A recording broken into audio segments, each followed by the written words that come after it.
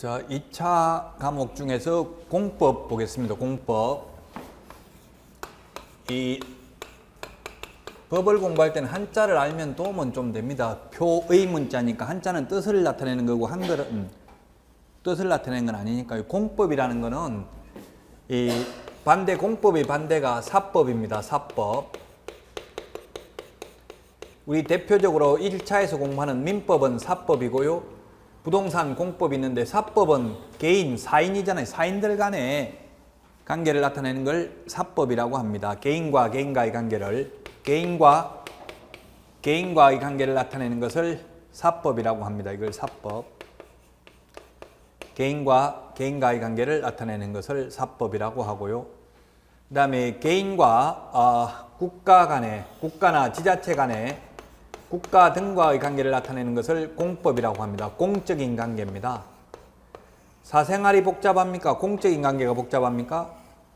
사생활이 복잡하죠? 그래서 사법이 어렵습니다. 민법이 훨씬 더 어렵다고요?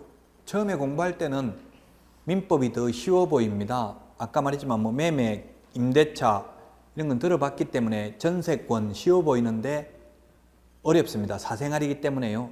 그래서 사생활이기 때문에 일일이 법조문에 다 둘 수가 없기 때문에 판례가 시험에 많이 나옵니다.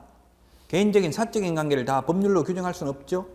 근데 이 공법은 공적인 관계라고 개인과 국가나 개인과 지자체와 관계, 국가와 국가 간의 관계를 국제법이라 하고요. 지자체와 지자체와 관계 이런 것을 공법이라고 합니다. 그래서 헌법, 행정법, 형법 이런 건 다 공법입니다. 형법은 공법이에요. 살인을 한 사람은 당사자 간에 합의를 하면 처벌받아요, 안 받아요?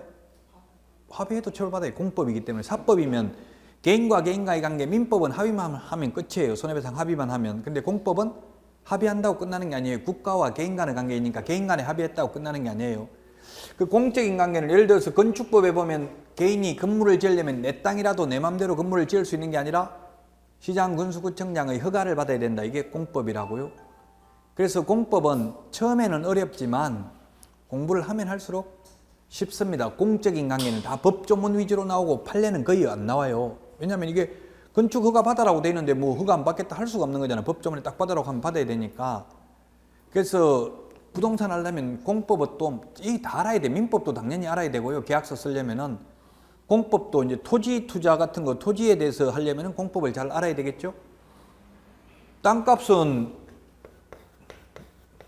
뭐에 따라 결정되는 거예요? 땅값이 호가, 입지제질 때까지 비싸게 부른다고 땅값이 올라갑니까? 아니고 이게 땅값은 집을 지을 수 있는 땅이냐 집을 지을 수 없는 땅이냐에 따라서 땅값이 결정돼요. 그 집을 지을 수 있는지 없는지 그거는 용도, 지역, 지구, 구역에 따라서 행위 제한을 해요.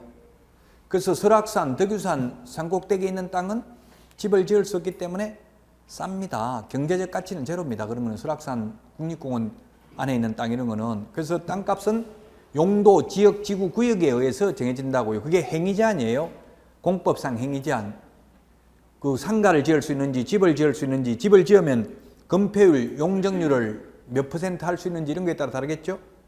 뭐 예를 들어서 건폐율, 용적률 이런 걸 나중에도 알아야 되니까 건폐율이라는 거는 편면적 규제는 건폐율이 50%라는 말은 100평이 있으면 50평밖에 건물 못 짓는 게 건폐율이 50%예요. 그럼 용적률이 100%라고 하면은 용적률은 부피를 규제하는 거예요. 용적률이 100%라고 하면 땅이 100평인데 용적률이 100%라고 하면 건물 면적이 연면적이 1층부터 각층 면적 합계가 100평밖에 안 되는 것을 100%라고 그래요. 그럼 용적률을 옛날 이명박 정부 때 용적률을 완화시켜 주겠다 이 말은 높여 주겠다 이 말이죠. 용적률을 높여 주면은 삶의 질이 향상됩니까? 저하됩니까? 용적률을 높이면 높일수록 삶의 질은 저하되죠. 땅은 정해져 있는데 높이를 자꾸 높이 올리면 공기순환이 안 돼가지고 안 좋아져요. 저 홍콩이나 이런 데 가보면 완전히 홍콩은 밤에 가보면 죽이는데 낮에 보면 완전히 아파트 막 50층, 80층 이렇게 돼 있다고 쓰러지기 일보 직전이에요. 공기순환이 안 되고 이러면 삶의 질이 저하돼요. 그래서 지금 뭐 강남 같은 데는 용적률이 220%고 분당 같은 데는 180%고요. 지금 시흥시에 짓고 있는 신도시 이런 거는 150%입니다. 용적률이. 용적률이 150%라고 하면 땅이 100평이 있으면 그 건물 1층부터 꼭대기층까지 다 합한 면적이 150평밖에 안 된다는 이야기죠. 그럼 높이 올리면 올릴수록 빈 공간이 많을 거 아니에요. 공원 같은 게 생기고 그러면 삶의 질이 높아지는 거죠. 용적률이 낮으면 낮을수록 건폐율이 낮으면 낮을수록 이 삶의 질은 높아진다고요. 이런 것들을 이제 공법에서 조금 생각을 하면서 암기를 해야 돼요. 그래서 용적률이 뭔지 건폐율이 뭔지 모르면 인터넷으로 쳐보면 나와요. 근데 공법에 딱 법조문에 정해져 있어요. 건폐율은 뭐 대지 면적분의 건축 면적 곱하기 100 이렇게 딱 정확하게 나와 있다고요. 용적률은 대지 면적분의 건축 연면적 곱하기 100 이렇게 나와 있어요. 연면적이라고 하면 또 각 층 바닥 면적 합계를 연면적이라고 합니다. 그래서 용어의 정의가 중요합니다. 사법은 용어 정의가 없는데 공법은 용어 정의가 딱 있어요. 우리 공인중개사법에도 있고 공법에도 용적률이 뭐다, 건폐율이 뭐다, 기반시설이 뭐다 이런 용어 정의가 다 돼 있다고요. 건축물은 뭘 건축물이라고 한다 이렇게 용어 정의가 돼 있어요. 그 용어 정의가 가장 중요해요. 1조가 목적, 2조가 용어 정의 이렇게 나와 있어요. 그 법의 목적이 1조에 나와 있고요. 2조가 용어 정의입니다. 그 용어를 알아야 된다. 공법은 공적인 관계를 다루는 거니까 처음에는 어렵지만 하면 할수록 공법은 쉽습니다. 사법은 사생활은 캐면 캘수록 어렵습니다. 그래서 사생활은 전부 판례예요. 갑을병정 나와요. 갑이 어떻게 했다, 어디 어떻게 했다 이렇게 판례가 나온다고 사생활이니까. 공적인 관계는 판례, 공법은 나올 게 없어요. 한두 문제 나와요. 많이 나와봐야. 자, 그래서 공법은 우리나라에 공법이 약 350개의 공법이 있어요. 그걸 다 나오는 게 아니고 부동산 공법이 약 350개예요. 부동산 관련 공법만. 헌법, 행정법, 형법 이런 것도 공법인데 그런 거 빼고 부동산 관련 공법만 해도 350개인데 그 중에서 6개 법만 시험에 나옵니다. 그 6가지가 뭐냐면 국토의 계획 및 이용에 관한 법률입니다. 그냥 줄여서 국토법이라고 하겠습니다. 국토의 줄이면 안 되겠네. 이게 국토의 계획 및 이용에 관한 법률. 이게 12문제가 출제됩니다. 40문제 중에서 6개 중에서 가장 많이 나오는데요. 옛날에는 이게 이 김대중 정부 때 입안을 해서 노무현 정부 때부터 이렇게 2003년도부터 이렇게 법의 이름을 썼고요. 그전에는 어떻게 나왔냐면은 국토이용관리법하고 도시계획법이 있었어요. 도시계획법. 그래서 도시에서는 계획을 세워서 개발을 했다고 도시는. 근데 비도시 지역은 난개발이 가능했어요. 옛날에는. 그래서 이게 수지 난개발, 즉 용인시 수지구, 수지 있죠? 수지 난개발 때문에 이게 특히 바뀌게 됐어요. 옛날 김영삼 정부 때는 산 꼭대기 저 가평 이런 데 가다 보면 거의 산 중턱까지 다 집 지어놨어요. 전원주택. 지금은 불가능합니다. 그때 김영삼 정부 때까지. 그래서 김대중 정부 때 개정을 해가지고 개정하는데 몇 년 걸려가지고 노무현 정부 때부터 시행됐어요. 그게 뭐냐면 가장 핵심은 옛날에는 국토이용관리법이었다고. 그럼 옛날에는 국토를 개발, 이용하는 게 우선이었는데 지금은 뭐예요? 국토의 계획이 우선이죠. 계획 및 이용에 관한 법률이. 그래서 선계획 후개발입니다. 한마디로 말하면. 기반시설을 어떻게 할 건지, 도로를 어떻게 할 건지 선계획을 세우고 후개발을 하는 게 목적이었다고. 옛날에는 그냥 이용하는 게 목적이었고요. 우리나라 전국토 중에서 30%가 평지고 70%가 산지입니다. 뭐 지금 이렇게 말하는 게 여러분들 시험에 직접적으로 직접 이런 문제가 시험에 안 나오지만 이 큰 개념을 잡고 있어야 세세한 걸 암기하기가 쉽단 말이에요. 큰 개념을, 전체적인 흐름을 좀 알아야. 그래서 시험에 안 나오는 거 왜 이야기하냐 이렇게 말하지 마시고요. 다 도움이 되는 겁니다. 이게 여러분들이 나중에 공부할 때 세세적인 암기를 할 때 전체적인 큰 틀이나 흐름을 알고 암기하면 훨씬 쉽다는 이야기예요. 그래서 난개발을 방지하기 위해서 이제 선계획, 후개발을 하는 게 가장 큰 목적이었다. 이 법의 목적은 국토의 계획 및 이용에 관한 법률이 있고요. 그 다음에 6개 법이 있는데 두 번째 건축법이 있고 주택법이 있습니다. 주택법. 옛날에는 20세대 미만인 경우는 건축법 적용되는데 지금은 30세대 미만은 건축법을 적용받고요. 30세대 이상은 주택법을 적용받아요. 그러면 우리나라에 지금 빌라가 비싸요. 대체적으로 전체적인 평균을 보면 아파트하고 빌라하고 어디가 더 비싸요? 아파트가 비싸죠. 아파트가 비싸다는 것은 아파트에 대한 규제가 더 심한 거예요. 규제가 심하고 용적률 건폐율을 낮추면 더 오히려 집값이 올라간다고, 삶의 질이 향상된다고 했죠. 그래서 이거는 규제가 완화되어 있고 규제가 더 강화되어 있어요. 규제가 강하니까 예를 들어 아파트 동가동, 인동거리라고 하는데 101동, 102동 거리 제한도 다 정해져 있고요. 빌라 같은 거는 거리가 뭐 거의 뭐 2m도 안 떨어져 있어서 옆집에 옷 갈아입는 거 다 보인단 말이에요. 밤에 불 켜가지고 있으면 빌라 같은 거는. 빌라 연립 다세대 다가구 이런 건 거의 다 붙어 있죠. 원룸 같은 거는 막 바로 1m도 안 떨어져, 한 2m도 안 떨어져 있잖아요, 거의. 그런데 주택법은 그렇게 못한다고요. 규제가 강화되어 있다고요. 동과 동 간의 거리, 뭐 50세대가 넘으면은 뭐 어린이 놀이터가 있어야 되고, 관리사무소가 있어야 되고, 노인정이 있어야 되고, 몇 세대 넘으면 이런 게 규정이 다 있다고요. 뭐 2000세대가 넘으면 유치원 같은 게 있어야 되고, 뭐 몇천 세대 넘으면 또 초등학교 있어야 되고, 이런 게 다 있어요, 규제가. 그래서 삶의 질이 높기 때문에 우리나라는 아파트가 비쌉니다. 세계적으로 이렇게 아파트가 많은 나라는 많지 않아요, 별로. 가까운 뭐 중국, 일본 이런 데도, 일본 같은 데 아파트 거의 없어요. 이런 우리나라처럼 이렇게는 거의, 왜냐면 지진 나는데 이렇게 돼버리면 다 죽잖아요. 거의 2층짜리 이런 판잣집 비슷하게 뭐 나무 같은 걸 찌놓은 게 많아요. 오히려 일본 같은 데는 2층짜리. 그 세계적으로 이렇게 아파트가 많나? 우리나라는 지금 아파트 비율이 거의 60%가 넘어요. 지금 전 주택 중에서 세계적으로 거의 뭐 제가 볼 때는 유일합니다. 물론 홍콩이나 뭐 중국 중에서도 일부 도시에는 뭐 그런 거 상하이나 일부 지역은 있지만 우리나라 이런 아파트는 거의 세계적으로 다녀봐서 저는 못 봤어요. 우리나라 이런 것처럼 보통 외국 아파트는 우리나라 주상복합 건물처럼 완전 중심지에 있는 건 있더라고요. 근데 우리나라처럼 이렇게 뭐 대단지 아파트 단지가 있는 건 없어요. 그래서 이 아파트도 이제 획일적 규제를 많이 하잖아요. 옛날에 막 승량값처럼 획일적으로 짓던 건 지금은 그 방향도 막 여러 방향으로 하고 정남향, 정북 이런 건 없죠. 정남향은 거의 없죠. 요즘은 짓는 게. 어쨌든 주택법이 규제가 더 까다롭다고요. 그래서 규제를 많이 하니까 삶의 질이 향상된다는 이야기예요. 이게 주택법을 건축법을 적용받는 거는 규제를 거의 안 하기 때문에 이거는 막 다닥닥 붙어서 지어놓기 때문에 삶의 질이 떨어지기 때문에 주차 대수나 이런 거, 아파트는 뭐 무조건 한 가구당 한 대 이상은 될 수 있도록 돼 있죠. 요즘 아파트 짓는 거는. 그 일반 주택이나 빌라 같은 거는 주차하기도 힘들잖아요. 그러니까 집값이 떨어진다고. 세계적으로 유일합니다. 우리나라 아파트가 집값이 비싼 나라는. 우리나라는 아파트가 더 비쌉니다. 물론 빌라도 서울에 완전 고급 빌라 같은 경우는 아예 각 집마다 전용 엘리베이터 같은 게 있고 이런 경우는 뭐 설해마을, 서초동 설해마을 같은 데 가면은 빌라가 비싼 것도 있습니다. 근데 대부분은 아파트가 비쌉니다. 그건 규제가 까다롭기 때문에 그렇습니다. 여기서 7문제 나옵니다. 예를 들면 그래서 건축법에서는 건축 허가 신청을 합니다. 허가를 받아야 됩니다. 허가 받고 나면 나중에 사용하려면 사용 승인 받아야 됩니다.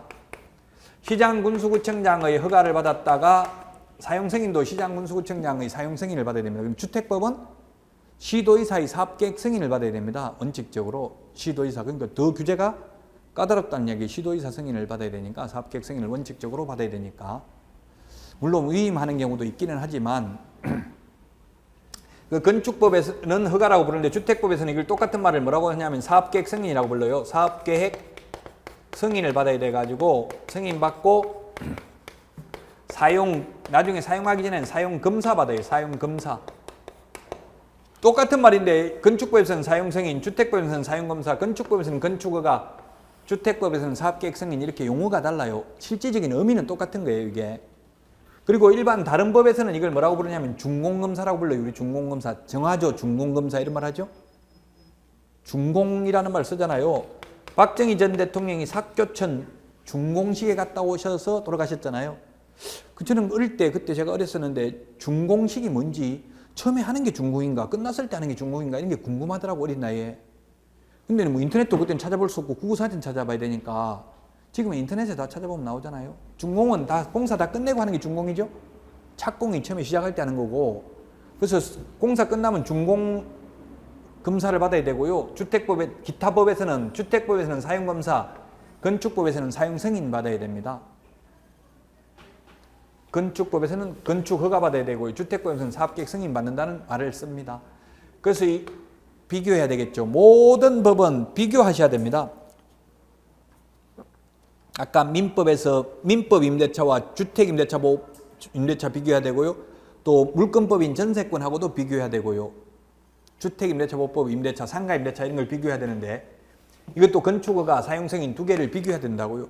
비교 안 하면 고득점 하기가 힘들어요. 여기서 14문제가 출제되고요. 그 다음에 도시 및 주거환경정비법.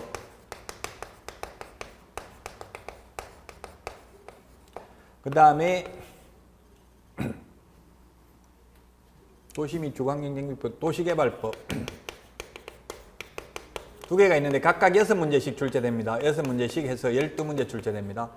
여기에서 14문제 출제되고요. 그럼 몇 문제예요, 총? 여기 12문제, 14문제, 또 12문제 합하면 38문제죠? 여기에 이제 6번째 농지법이 2문제 출제됩니다. 농지법 2문제.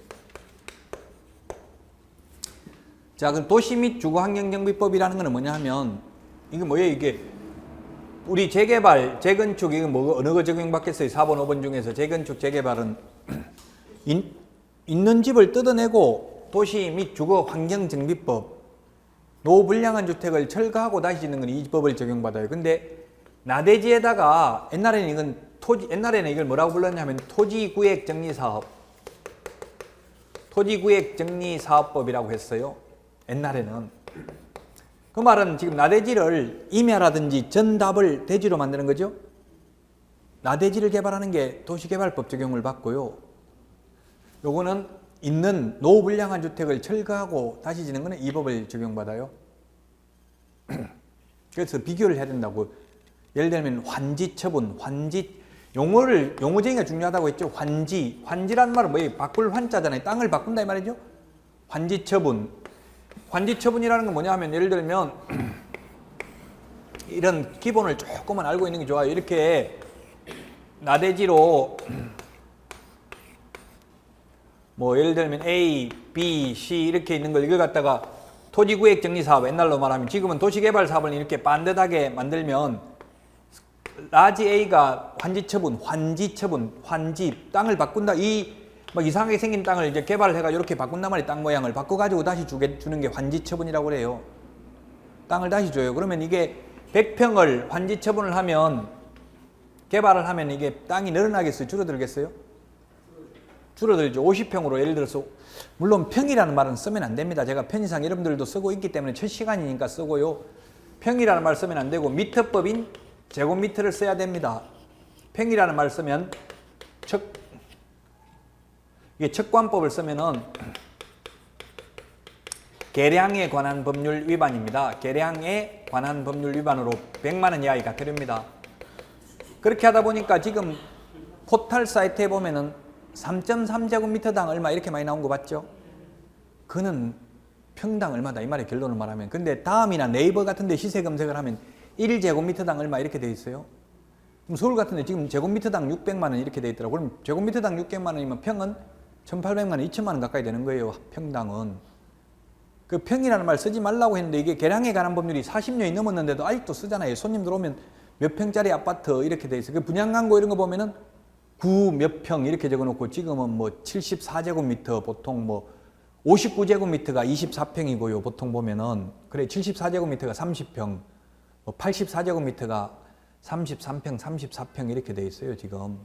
어쨌든 뭐 제가 편의상 평이라고 쓰더라도 여러분들 나중에 시험에는 평이라고 안 나오고 다 제곱미터로 나오고, 등기사항 증명서나 토지대장, 임야대장 이런 각종 공부를 떼보면 다 제곱미터로 돼 있어요. 그럼 우리가 확인설명서나 계약서에 면적 적을 때는 그 토지대장, 임야대장에 있는 면적 보고 적으면 되거든요.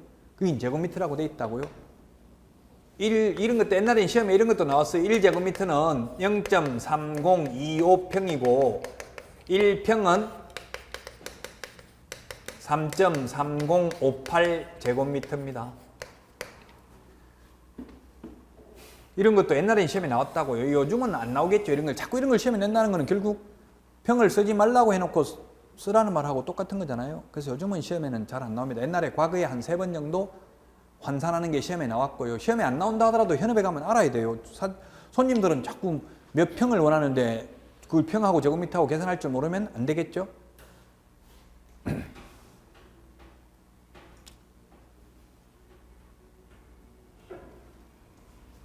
자, 그래서 면적이 줄어듭니다. 이게 재미나는 판례가 있는데, 그러면 개업공개사가, 우리 옛날에 중개업자라고 부르다가 올해부터 개업공개사라고 하죠. 중개업을 하는 분들을.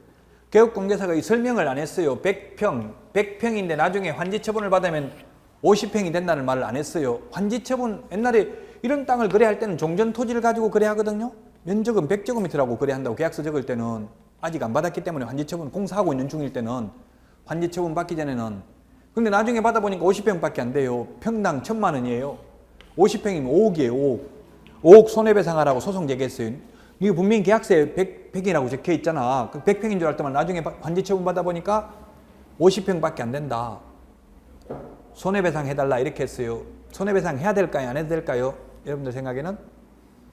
안 해도 된다는 게 판례입니다.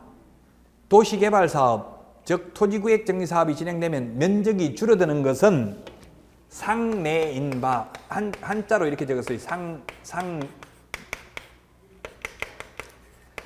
상식적인 예에 해당되므로 상내인 바, 이것을 설명하지 아니하였다고 해서 의뢰인에게 불측의 피해가 발생했다고 볼 수는 없다. 예측할 수 없는 손해가 발생했다고 볼 수는 없다. 설명을 하든 안 하든 면적이 줄어드는 것은 명백한 사실이므로 개업공개사가 잘못해가지고 손해를 발생시켰다고 볼 수는 없다. 그러므로 손해배상 안 해줘도 된다. 이렇게 판례가 나왔어요. 그럼 여러분들은 현업에 나갔을 때는 이게 말로 하는 게 중요한 게 아니라 확인설명서에다가 문서로 적는 게 중요하겠죠?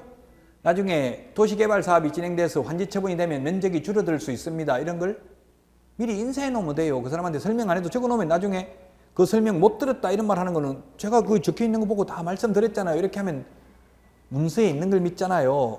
미리 적어 놓는 게 좋아요. 나중에 분쟁이 생겨가지고 대법원까지 가면 소송비하고 감당하려면 피곤하잖아요. 손해배상 해달라고 하면. 그래서 명확하게 분쟁의 소지를 없애는 게 중요하다고요.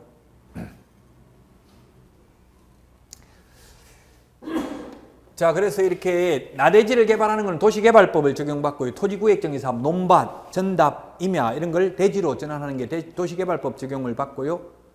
지금 이 재건축, 재개발처럼 노후불량한 주택을 철거하고 새로 짓는 것은 도시 및 주거환경정비법을 적용받아요.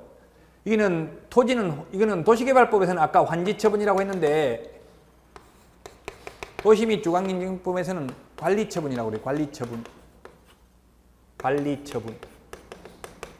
관리처분이라는 거는 재개발을 해가지고 뭐 아파트 몇 동 몇 호가 내가 되는지 그게 정해주는 걸 관리처분이라고 그래요.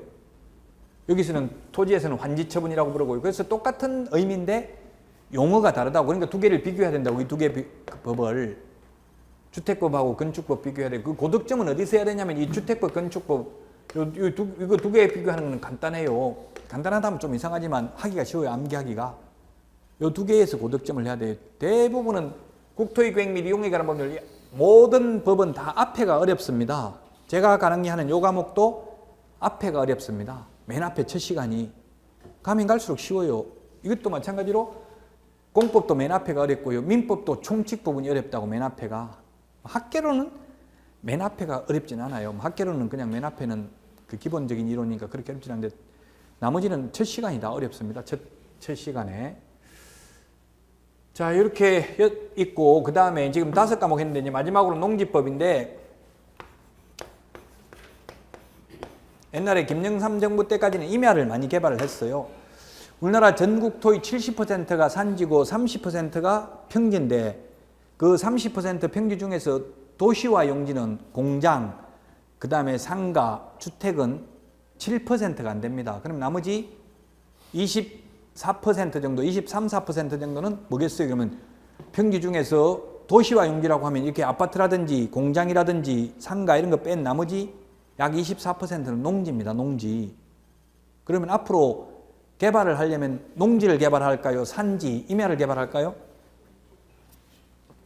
농지를 개발해야 됩니다. 왜냐하면 우리나라는 지금 농어촌 특별세라는 게 있어요. 그래가지고 농업인들에게는 엄청난 혜택을 주고 있습니다. 예를 들면 비닐하우스라든지 작물재배사라든지 뭐 이런 거 꽃감 건조장이라든지 이런 거 뭐 사과 뭐 말리는 거 이런 거 만들면 전부 정부에서 옛날에는 100% 보조해 줬어요.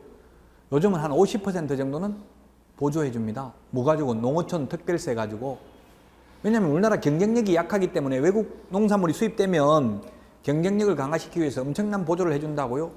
뭐 심지어 농업인들은 지금 국민연금 이런 것도 50% 보조해 줍니다. 그래서 농사를 안 짓는 길이 우리나라가 잘 사는 길이라고요. 그러려면은 도시 사람들이 비싼 가격에 취득을 해줘야만 되겠죠. 그래서 원래 농지법은 헌법에 보면 농지는 경자유전의 원칙이다.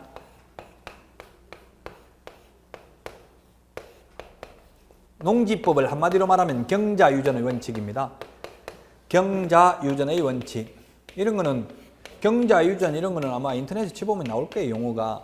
밭갈경자, 밭갈자만 밭을 소유하라는 원칙이에요. 그래서 국회 인사청문회 해보면 농지법 위반, 농지 직불금 받아먹는 거 이런 거 문제가 되죠. 농지 직불금은 농사를 직접 짓는 사람에게 주는 거예요. 보존해 주는 거예요. 그러면 직불금 받아봐야 몇백만 원밖에 안 돼요. 300만 원도 안 넘어요. 웬만하면. 그걸 왜 받겠어요? 국회의원들이나 정치인들이 받는 이유는 8년 이상 제촌 자경을 하면 농사를 직접 지으면 양도소득세가 100% 감경됩니다. 원래 감경세액의 20%를 농어촌 특별세를 내야 되는데 농지의 경우는 농어촌 특별세도 비과세됩니다. 비과세하고 감경하고는 달라요. 감경은 깎아주는 거고 비과세는 아예 가세권자가 가세를 포기하는 걸 비과세라고 해요. 그 세법도 용어를 좀 알면서 해야 돼. 뭐 가세표준 이런 말들이 나오면 무슨 말인지 모르면 인터넷으로 자꾸 검색을 해보셔요. 휴대폰 가지고 그때 나중에 하려고 아껴놓으면 못해. 그때 하루에 첫 시간 그 시간에 나와서 모르는 용어 말하면 그 하나라도 검색하고 가면 많이 남는 거죠. 오버페이스 하지 마시고요. 그냥 쭉 수업만 일단은 이번 달 다음 달은 수업만 들으셔요. 너무 예습복습 그런 게 스트레스 받지 마시고요. 지금 건강하고 오래 살려고 공부하는 거지 뭐 죽으려고 하는 거 아니잖아요. 스트레스 받아가지고 죽은 사람 있어요. 뉴스에는 안 나왔어요. 못 나오게 다 해가지고 안 나와서 그런 게 있어요. 강의하다가 죽은 선생님들 많아요. 수험생도 있어요. 그렇게는 하지 말자고요. 저나 여러분이나 오래 살려고 지금 공부하는 거지 스트레스 받지는 마시라고요. 그래서 농지법은 한마디로 말하면 이 경자유전의 원칙입니다. 농사 지을 사람만 농지를 소유해야 됩니다. 그래서 농사를 안 짓고 있으면서 농지를 소유하고 있으면은 농지 처분 명령을 합니다. 시장군수구청장이 팔아먹으라고 해요. 1년 동안 팔 수 있는 기회를 줍니다. 그래도 안 팔면 처분 명령을 합니다. 최초 처분 명령이 있은 날로부터 1년 안에 처분을 안 하면 이행강제금을 1년에 20%씩 부과합니다. 이행강제금, 또 모르는 용어 나왔는데 이행강제금. 인터넷에 쳐보면 나올 거예요. 이행강제금이 뭔지. 원래 형법에는 일사부재래의 원칙이 있어요. 일사부재래의 원칙. 일사부재래의 원칙이라는 말은 뭐냐면 이거 한자 적으면 또 짜증날 수 있으니까 그냥 일사부재리, 일사부재리. 하나의 사건으로 다시 재론하는 것, 두 번 논하지 않는다. 즉, 한 번 재판받은 거 가지고 옛날에 그 과거 정권을 보면 김대중, 김영삼, 노무현도 모르겠네. 노무현 전 대통령 잘 모르겠는데 어쨌든 이명박도 마찬가지네요. 전부 다 아버지 대통령 할 때 아들들이 다 처벌받았어. 물론 이명박 대통령 무혐의 처분받았는데 아들이 처벌을 안 받았는데 어쨌든 아버지 재직 기간에 전부 다 재판을 하든 뭐 수사를 끝냈어요. 그 이유는 아버지 때 재판받아가지고 너무 약하게 받았으니까 아버지 끝나고 나면 더 무겁게 한 번 더 받아라 이렇게 할 수가 없어요. 한 번 재판받으면 끝이에요. 더 이상 그 사건 가지고 다시 두 번 처벌할 수는 없어. 그게 일사부재의 원칙이라고요. 그래서 다 자기 아버지 대통령 할 때 다 처벌받았어요. 아들들이 대부분. 아버지 끝나고 나면 더 무겁게 받을 가능성이 많으니까 차라리 있을 때 받아버리자. 일사부재의 원칙 때문에 그래. 한 번 재판받은 것은 다시는 두 번 처벌할 수는 없는 게 일사부재의 원칙이에요. 그러나 이행 강제금이라는 거는 이거는 한 번만 부과하고 끝이 아니에요. 이행을 강제하기 위해서 예를 들어서 아까 건축법에서 건폐율 용적률을 위반했어요. 예를 들어서 5층밖에 못 짓게 돼 있는데 불법으로 6층을 증축했어요. 그러면 그게 사실상 다 부수고 5층으로 하다가 잘못하면 건물 무너질 수도 있거든요. 그러니까 그는 그냥 계속 원상복구 시킬 때까지 계속 이행강제금을 매년 부과합니다. 보통 매년 두 번 부과하는 경우도 있고 한 번 부과하는 것도 있고요. 계속 이행할 때까지 계속 부과하는 게 이행강제금이에요. 위반하면 옥탑방을 몰래 하나 만들었으면 그 원상복구 시킬 때까지 계속 부과한다고요. 근데 현실적으로는 원상복구는 거의 안 시키고 돈만 받아요. 돈만. 원상회복 잘못 시키려고 하다가 그 건물 무너져 버리면 또 골치 아프잖아요. 다 뜯어내면 올리는 것도 어렵지만 그 철거하는 것도 힘들거든요. 원상복구 시키는 것도. 그래서 그러면 제가 있는 데는 거의 다 이게 다가구는 대부분 다가구 주택은 불법입니다. 다가구가 원룸 주택이 불법인데 제가 아는 분은 지금 방이 원래는 3개여야 돼요. 그 3개여야 되는데 불법으로 대수선을 했어요. 대수선. 대수선이라는 말도 건축법에 보면 나와요. 대수선이 뭔지 나오는데 대수선을 해가지고 방을 5개를 만들어버렸어요. 그래서 방을 5개 만들었어요. 지하 1층, 3층, 지상 4층 해가지고 5개 만들었어요. 2개씩 해가지고 하나, 둘, 셋, 넷, 8개가 방이 늘어났어요. 방 1개에 무보정 월세는 40만 원이고요. 보증금 500만 원 걸으면 30만 원입니다. 지금 오산 궐동이라는 데가 있는데 지금 우리나라에서 다가구 원룸이 가장 많은 지역이 오산시 궐동이고요. 두 번째가 시흥시 정왕동입니다. 이건 중국 웹사이트에 중국의 조선족이라고 하죠. 우리는 제일동포라고 하면서 조선족이라고 하는 표현은 조금 부적절하긴 합니다. 중국 동포라고 하겠습니다. 중국 동포들 그 사이트에 보면 그렇게 나와 있더라고요. 우리나라에 가장 다가구 원룸이 많은데 경기도 오산시예요. 이게. 그러니까 이게 뭐 원룸이 엄청나게 많은데 이게 보면 거의 99%가 불법이에요. 99%가. 불법인 이유가 주차장법을 만족을 시키지 못해서 주차 대수가 한 가구당 한 대씩 있어야 돼요. 그 주차할 데가 없으니까 그냥 불법으로 근린생활시설로 허가내가지고 뭐 근린생활시설 이런 말도 다 나중에는 건생 막 줄여서 이렇게 말하는데 근린생활시설 이게 뭐예요? 뭐 의미를 생각하면서 암기해야 돼. 가까울 건자 이웃님자에 가까이 있으면서 이웃에 가까이 있으면서 생활의 편익을 제공하는 시설을 근린생활시설이라고 그래요. 공법에 나오는 용어예요. 1종 근린생활시설, 2종 근린생활시설 이런 말을 해요. 그럼 1종은 주거환경을 침해하는 요소가 적은 것, 2종은 주거환경 침해하는 요소가 조금 큰 것을 말해요. 그럼 우리 중개사무소는 2종 근린생활시설이에요. 음식점 같은 건 냄새나고 이러니까 2종이 많아요. 냄새나고 이런 것들은 그냥 단순하게 뭐 세탁소, 이발소 뭐 이런 거는 1종 근린생활시설이에요. 미용실 이런 거는. 기원 같은 거는 2종이에요. 기원은 뭐 담배 피우고 이렇게 하니까 좀 주거환경을 침해하는 요소가 많아가지고요.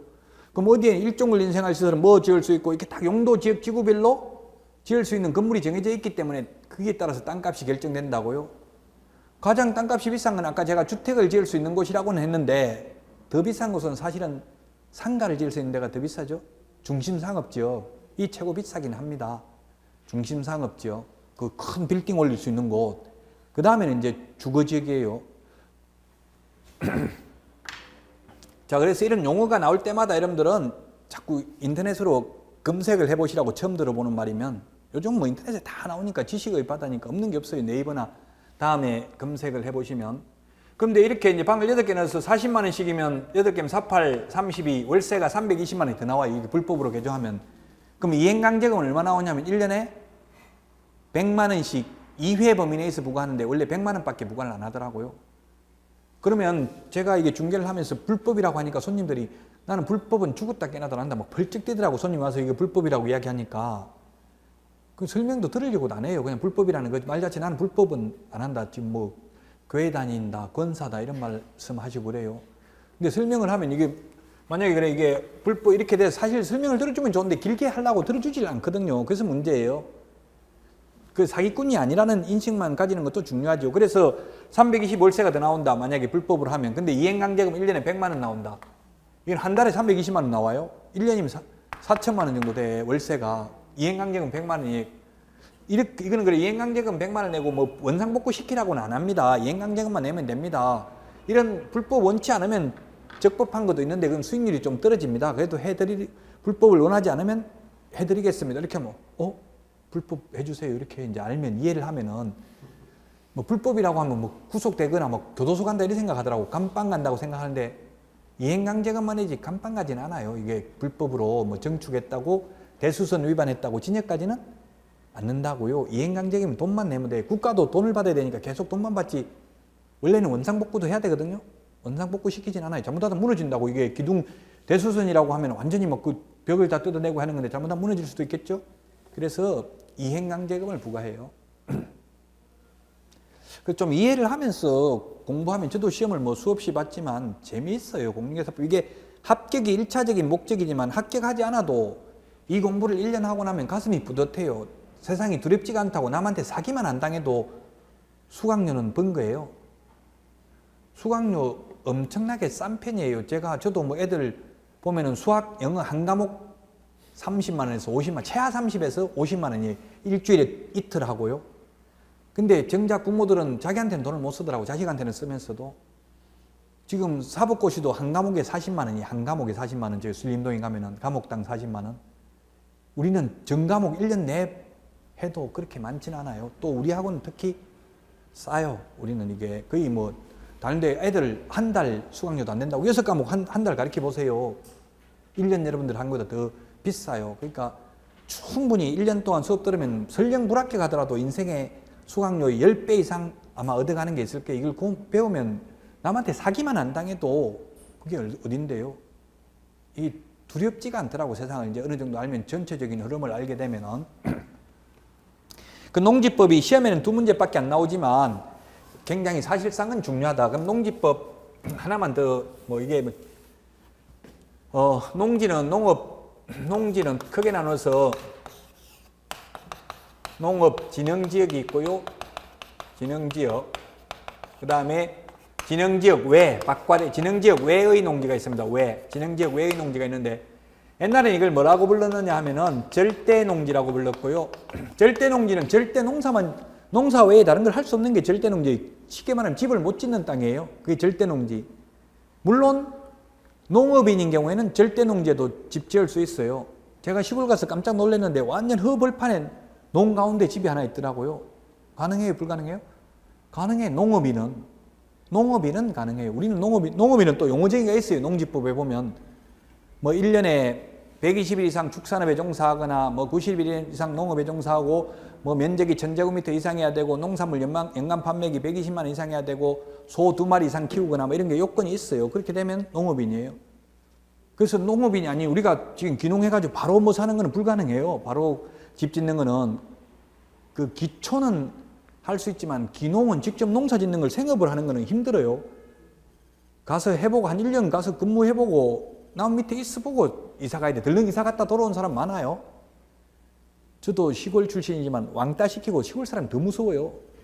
저도 어머니 돌아가셨는데 마을로 못 들어가고 그래서 저리 돌아서 가고 400만 원 돈 냈어요. 마을 청년회 200만 원 내고 분유회 200만 원 내고 겨우 어머니 그 계속 살다가 제가 한 18년 모시고 있다 돌아가셨는데 그거 하는데도 동네 들어오지도 못하게 하더라고. 더 무서워요 시골 사람들이.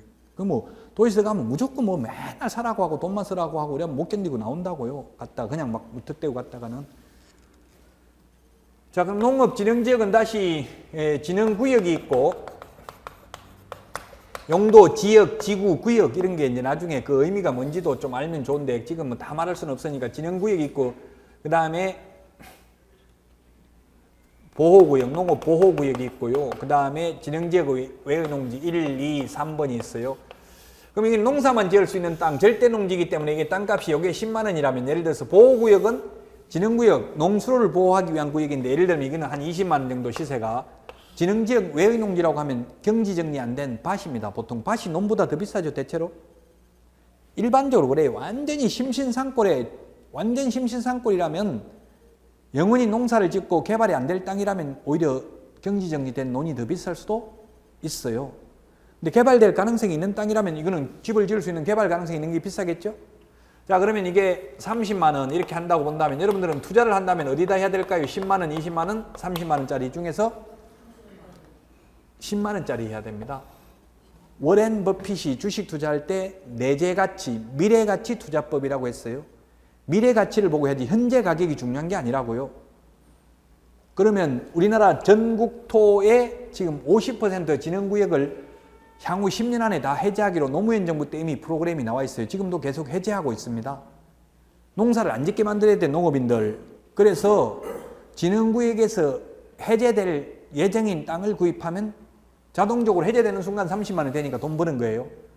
땅은 사가지고 내가 팔고 싶다고 팔 수 있는 게 아니에요. 필요한 사람이 살라고 해야 파는 거예요. 그냥 못 팔아요. 그러니까 뭐 산을 완전히 예를 들어서 제가 아는 사람 돈 번 사람 하나 있지. 인천에 인천공항 가는데 그 뭐 인천대교인지 뭔지 모르겠는데 지하철 가는데 그게 돌산 사가지고요. 벼락부자 된 사람이 있어요. 돌산. 뭐 돌산 그 개발만 그 만약에 철길이 안 나면은 전혀 개발이 안 돼가지고 쓸모없는 땅이거든요. 근데 거기 그 인천대교 다리 놓으면서 그 돌산을 30만 원? 그 원래 트럭 한 대에 30만 원이 30만 원. 그 평당 30만 원인가 팔았어요. 그 몇십만 평 되는 걸. 왜냐면 그 돌을 다른 데 가서 싣고 오려고 하면 운반비만 30만 원에 멀리서 싣고 오려고 하면 한 차에. 그럼 가까운 데서 그냥 평당 30만 원 해도 이익이거든요. 공사하는 사람도. 그래가지고 벼락부자 됐어요. 그 충청도 같은 데는 지금 돌산 가지고 있는 사람들 벼락부자 된 사람 많아요. 충청도 개발 많이 해요. 세종시하고 많이 하잖아요. 옛날에는 그 아무 쓸모없는 땅이었거든요. 내가 팔고 싶어도 못 팔아요, 돌산. 그런데 개발을 해서 그 사람들이 필요하니까 자꾸 사라고 막 팔아라고 찾아온다고요. 그래야 팔 수 있는 거예요, 땅은. 그러니까 뭐 이게 뭐 1년 안에 팔고 이렇게 하기는 쉽지가 않아요, 땅은. 그냥 없다 생각하고 몇십 년 살다 보면 어느 날 갑자기 벼락부자 되는 거예요. 그 해제될 땅인 걸 사야 돼. 해제되는 어디부터 되겠어요? 김해평야, 나주평야 이런 대형 평야가 해제되는 게 아니라 대도시 40km 이내에 있는 땅, 대단지 평야가 아닌 땅, 이런 땅이 개발될 가능성이 많아요. 저도 제가 아는 친척도 지금 수원의 영통 이런 데 40년, 50년 전에 땅 사놨다가 뭐 벼락부자 된 사람도 있는데 그때는 그냥 먼밭이었어요. 그 영통이 수원에 영통 이런 거 개발돼가지고 엄청나게 돈 많이 벌었는데 그건 알 수가 없는 게 운이 좀 따라야 돼요. 남들이 막 좋다 하는 지역은 안 돼요. 돈이 안 돼. 아무도 모르게 그냥 쓸모없는 땅이라고 사놨는데 갑자기 벼락부자 되는 경우가 있어요. 그래서 이 산업계 면사무소 이런 데 산업계에 가면 어디가 해제될 땅인지 나와 알려줄 거예요. 안 시골에 가면 뭐 전부 선후배고 몇 번 술 먹고 친절하게 하면 금방 알려줘요. 못 알려주면은 안 알려준다 해도 대충 보면 알 수 있어요. 대도시 근처, 아까도 말했지만 대도시에서 가까운 지역, 지금은 거의 많이 올라 있기는 하지만 그래서 이렇게 해제될 땅을 사는 게 좋다고. 예를 들어서 개발제한구역 이런 거는 개발제한구역은 기간이 없어 정해진 게 영구무한히 가요. 개발제한구역이라고 되면은 거기서 해제되면 땅값 올라가죠. 근데 국가에서 개발제한구역이라고 해서 그 땅 주인에게 보상해 주는 게 없어요. 그냥 강제로 용도지역지구 정해버리면 그게 그래서 참 이게 김영삼 정부 때 김대중 정부가 조금 뭐 어찌 보면 이런 부분에서는 잘한 점이 있는 것 같아요. 지금 관리지역이 뭐 계획관리지역, 생산관리지역, 보존관리지역이 있는데 어디가 비싸겠어요? 계획관리지역이 비싸겠죠? 옛날에는 지금 이걸 세분화를 지금 못하고 있는 지역도 있어요. 이걸 전부 다 계획관리지역을 해달라고 하니까 땅 주인들이 세분화 시켜야 되는데 보존관리, 생산관리. 생산관리면 이게 뭐예요? 농사짓는 땅이죠? 계획관리는 이제 앞으로 개발할 계획이 있는 그런 땅이니까 비싸겠죠. 그래서 이게 용도지역지구구역에 의해서 땅값이 정해지는 거지 호가 내가 비싸게 부르겠다고 해서 비싸지는 것은 아닙니다. 땅값은. 그래서 공법을 알아야 돼요. 특히 토지 중개하려면은 토지 부분을 어디가 돈 벌 수 있겠어요? 아파트 돈 벌기 어렵습니다. 이제 앞으로는 그게 전부 수익률이 나와야 된다고, 월세가 나와야 된다고요. 옛날에는 그냥 레버리지 이펙트라고 했는데 지렛대 효과라고 해가지고 대출 받아가지고 융자 받아가지고 사놓으면 이자를 갚아도 나중에 1억 주고 사놓으면 2억 3억 되니까 이자 다 갚아도 돈이 남았기 때문에 투자 대상이 되었는데 지금은 어떻게 될지 몰라요. 미래가 불확실해요. 지금 아마 정책적으로 정부에서 아예 전혀 관여하지 않는다면 무조건 내려갈 가능성이 굉장히 높아요. 근데 정부에서 계속 이자 내려주고 지금 투기를 하라고 부추기고 있는데 지금도 엄청나게 분양 물량이 쏟아지고 있죠. 지금 앞으로 3년 후가 위험합니다. 지금 이제 3년 후에는 폭락할 가능성이 있어요. 정부에서 규제만 안 하면. 근데 정부에서 또 폭락을 하면 우리나라 경제 수레바퀴가 폭락을 하면 타이어 펑크난 거에 굴러갈 수가 없어요. 경제가 폭등을 하면 바람이 많은 거는 굴러갈 수는 있어요. 누군가가 폭리를 취하지만. 그런데 아예 폭락을 해버리면 전부 다 망하는 거예요. 그래서 정부에서 폭락을 하게 내버려 두지를 않습니다. 어떻게든지 폭락을 안 하도록 하지만 근데 저도 집을 한 15년 동안 10번 넘게 샀다 팔았다 했는데 거의 80%가 망했어요. 이제는 성공할 수 있을 것 같은데 이제 돈이 없어 또 망하고 나니까. 그러니까 돈 버는 거는 운명으로 돈을 쫓아가면 안 되는구나. 운명에 맡겨야 되겠구나 하고 그냥 열심히 이제는 마음 비우니까 오히려 편해요. 편한데 이제 이론적으로는 이렇게 저처럼 말하는 사람이 실제는 부자가 거의 없어요. 그냥 무식하게 그냥 아무 때나 사놓은 게 돈 되는 경우가 많아요. 이것저것 다 따지면 못 산다고 불안해가지고. 어쨌든 농지법이 그래서 농지에 투자해야 된다고 산을 임야는 개발할 가능성이 극히 박해요. 왜냐하면 지금 농사를 안 지어야 되니까. 지금 전 세계적으로 농산물 수출 국가가 50개 국가입니다. 50개. 200개 넘는 국가 중에서. 근데 나중에 식량이 무기화될 수 있기 때문에 지금은 주말 체험용 농이라는 것을 장려하고 있어요. 우리나라에서. 그래서 비농업인이라도 도시 사람이라도 1000제곱미터 미만 약 300평 정도까지는 약 300평이죠. 1000제곱미터면 3.3으로 나누면 약 300평까지는 주말 체험용 농을 할 수 있어요. 도시민이라도 농업인이 아니라도 농사 지을 수 있다는 이야기예요. 그걸 장려하고 있어요. 왜냐하면 식량을 무기화했을 때 자급자족을 하도록 하기 위해서, 즉 헌법에 경자유전의 원칙이 있어요. 농지는 절대 농사지을 사람이 아니면 소유하면 안 된다라고 했는데 지금 농지법에서는 사실상 헌법을 위반하고 있습니다. 헌법을 고치기가 어려우니까 그냥 농지법에서 위반하고 편법을 다 묵인하고 있는 거예요. 지금은 한국농어촌공사에 위탁 경영을 하면 실제 농사 짓지 않고도 농지를 소유할 수 있거든요. 원래 헌법에 정해진 경자유전의 원칙, 농사 지을 사람만 농지를 소유하는 원칙에는 위배되는 거잖아요. 그거는 시골 사람들 농약 먹고 자살하고 이런 걸 방지하기 위해서 농사를 안 짓는 것이 결국 우리나라가 잘 사는 길이기 때문에 그렇습니다. 동남아 같은 데는 뭐 지금 산모작도 가능하잖아요. 베트남 같은 데는 베트남 처녀가 우리나라에서 잘 사는 거는 거기는 산모작 계속 여자들이 일하더라고요. 그 저도 베트남 가보니까 여자들 다 착하고 그렇더라고요. 대부분 그렇더라고요. 그래서 이제 우리나라 사람 베트남 처녀하고 결혼하려면 3천만 원 이상 소득 증빙해야 돼요. 아무나 못해요. 쉽지 않아요. 이제는 캄보디아 이런 데로 가야 돼요. 요즘은. 자, 그래서 지금까지 공법에 대해서 말씀드렸고요.